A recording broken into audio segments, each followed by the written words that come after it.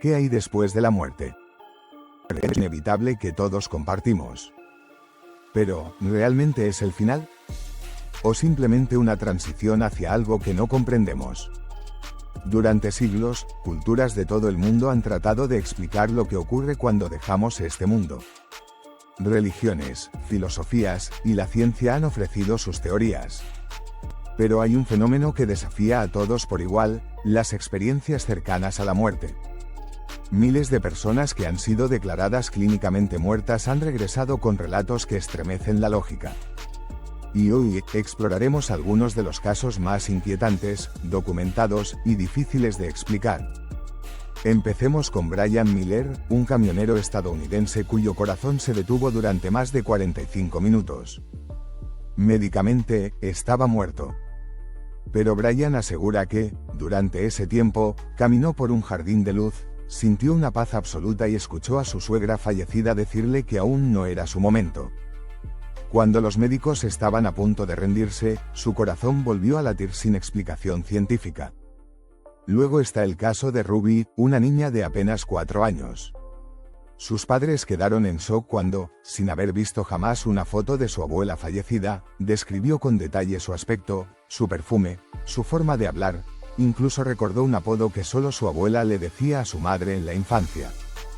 Ruby aseguró que había jugado con ella en un jardín brillante mientras dormía tras una fiebre muy alta. Uno de los casos más impactantes es el del Dr. Eben Alexander. Neurocirujano de prestigio, escéptico declarado. En 2008 cayó en coma profundo debido a una meningitis bacteriana que lo dejó sin actividad cerebral durante 7 días.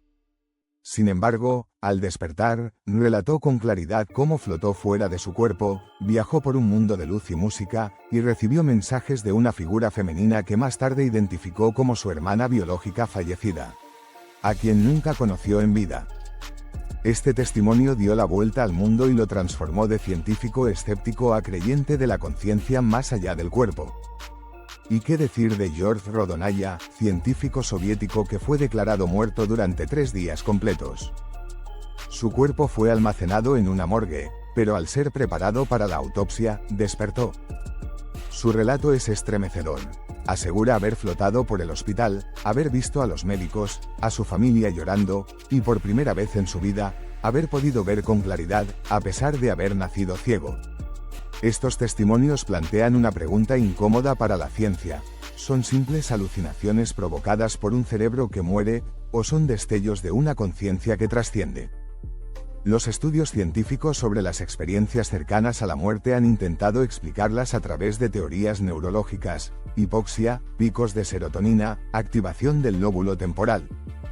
Pero ninguna logra explicar por qué personas con encefalogramas planos tienen recuerdos tan vívidos, precisos y coherentes.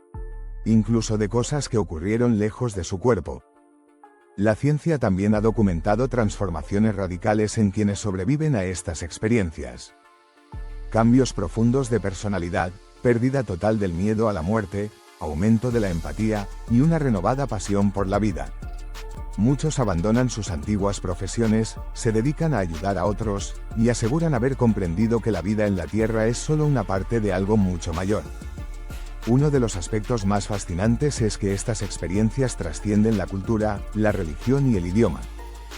Personas de distintas partes del mundo, sin contacto entre sí, describen entornos similares: túneles de luz, presencias amorosas, encuentros con seres queridos fallecidos.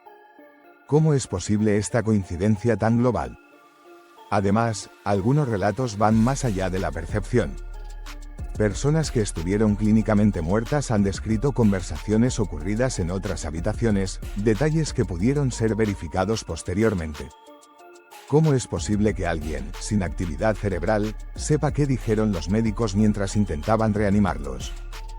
Aunque muchos científicos siguen escépticos, otros están empezando a plantearse seriamente que la conciencia no está limitada al cerebro. El Dr. Sam Parnia, del Hospital Langone de Nueva York, ha liderado estudios que documentan consciencia persistente hasta varios minutos después de la muerte clínica. Según él, estamos apenas comenzando a entender qué significa estar realmente muerto. Entonces, ¿qué hay después de la muerte? Nadie puede dar una respuesta definitiva. Pero los relatos, las emociones y los cambios en quienes regresan de esa frontera parecen indicar que lo que nos espera podría ser mucho más complejo y hermoso de lo que jamás imaginamos. Tal vez la muerte no sea el fin. Tal vez sea un nuevo comienzo. ¿Y tú, qué crees que hay más allá?